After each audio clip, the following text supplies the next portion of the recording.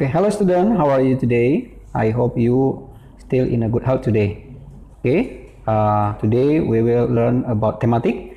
Okay, before we start the lesson, let us pray together. Let us pray. Our Father in heaven, we thank you for your blessing. We thank you for your guidance in our life today.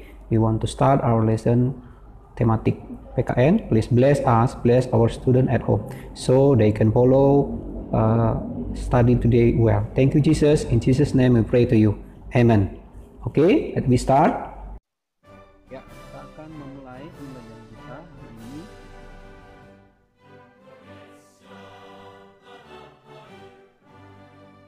Ya, pembelajaran kita hari ini adalah pembelajaran jadi buku 6B. Nah, kita akan masuk di dalam buku 6B, di mana buku 6B ini memiliki tema. Apa temanya? Mari kita lihat bersama. Ya, temanya adalah persatuan dalam perbedaan. Kamu bisa melihat di sini ada sekelompok anak, ya, yang mereka terdiri dari berbagai suku, berbagai agama. Ya, kita bisa lihat dari bentuk wajah, rambut, ya, dan juga pakaiannya. Nah, ini adalah persatuan dalam perbedaan. Oke, kita mulai. Apa yang kita bisa lihat di pembelajaran 1? Ya, masih ingat? Ya, tentunya kita tahu ini adalah bendera kita, ya, bendera Indonesia, merah putih.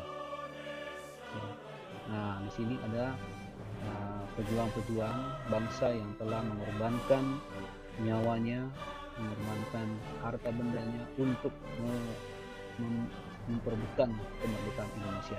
Mereka ini terdiri dari berbagai suku, berbagai agama, dan latar belakang yang berbeda-beda. Tapi mereka bersama-sama untuk memperjuangkan kemerdekaan Indonesia. Nah, dalam kehidupan masyarakat, kamu bisa mengamati apa saja yang ada di sekitarmu.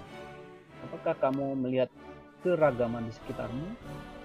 Ya, tentunya kita melihat ada berbagai suku, berbagai agama, dan latar belakang di lingkungan sekitar kita.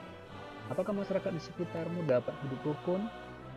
Ya, tentunya kita bisa melihat di lingkungan kita kehidupan rukun itu terjadi ketika kita bisa melihat ada kerja bakti bersama, ada melakukan kegiatan-kegiatan kemerdekaan bersama, dan berbagai macam lagi, ya. Kamu dapat menceritakannya nanti. Oke, kita lanjut. Nah, ini adalah subtema pertama, subtema 1, rukun dalam perbedaan. Kita lanjutkan lagi. Nah, hari ini kita akan belajar yang pertama adalah mendiskusikan makna proklamasi kemerdekaan Indonesia dalam kehidupan sehari-hari. Kemudian yang kedua adalah menuliskan pengalaman hidup rukun dalam kehidupan di sekolah ataupun di lingkungan rumah.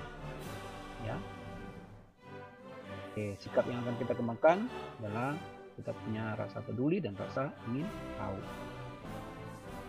Selanjutnya, mari kita lihat bersama bahwa proklamasi kemerdekaan memiliki makna yang dalam bagi bangsa Indonesia. Proklamasi kemerdekaan Indonesia dimaknai sebagai peristiwa bersejarah bangsa Indonesia sebagai bangsa yang merdeka dari penjajah. Ya, kamu tahu penjajah di negara kita pada zaman dahulu, mulai dari Portugis, lalu masuk ke Belanda, Jepang, dan seterusnya, ya. Oke, lihat. Nah, sebagai seorang pelajar, bagaimana kamu memaknai proklamasi kemerdekaan Indonesia, ya, yang telah diperebutkan oleh para pejuang-pejuang kita? Mereka telah mengorbankan harta mereka, nyawa, ya, terlebih nyawa mereka untuk memperjuangkan kemerdekaan Indonesia. Nah, renungkan jawabanmu, ya, renungkan di dalam hatimu nanti. Oke, kita lanjut. Nah, sebelum kita lanjutkan lagi, sini kamu akan melihat video tentang proklamasi kemerdekaan Indonesia. Nanti kamu boleh saksikan dan lihat bagaimana sejarah tentang proklamasi kemerdekaan Indonesia itu terjadi. Oke, mari kita sama-sama saksikan.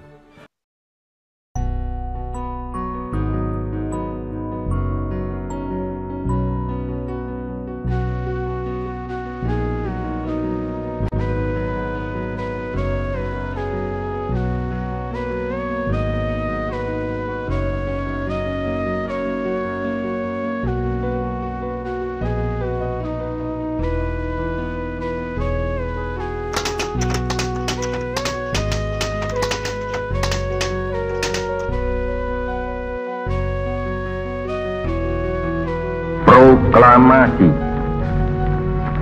Kami, bangsa Indonesia, dengan ini menyatakan kemerdekaan Indonesia. Hal-hal yang mengenai pemindahan kekuasaan dan lain-lain diselenggarakan dengan cara saksama dan dalam tempo yang sesingkat-singkatnya.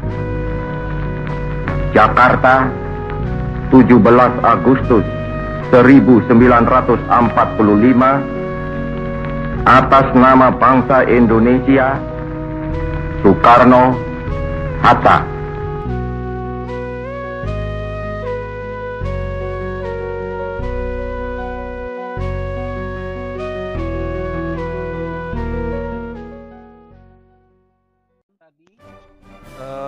Tayangan yang bisa kamu saksikan tentang bagaimana secara proklamasi kemerdekaan itu terjadi. Nah, di sini ya kita melihat ada sebuah paragraf mengenai tentang sejarah ya kemerdekaan Indonesia. Kamu bisa baca. Oke, teacher kasih waktu kamu untuk membacanya perlahan-lahan. Nah, kamu baca. Oke.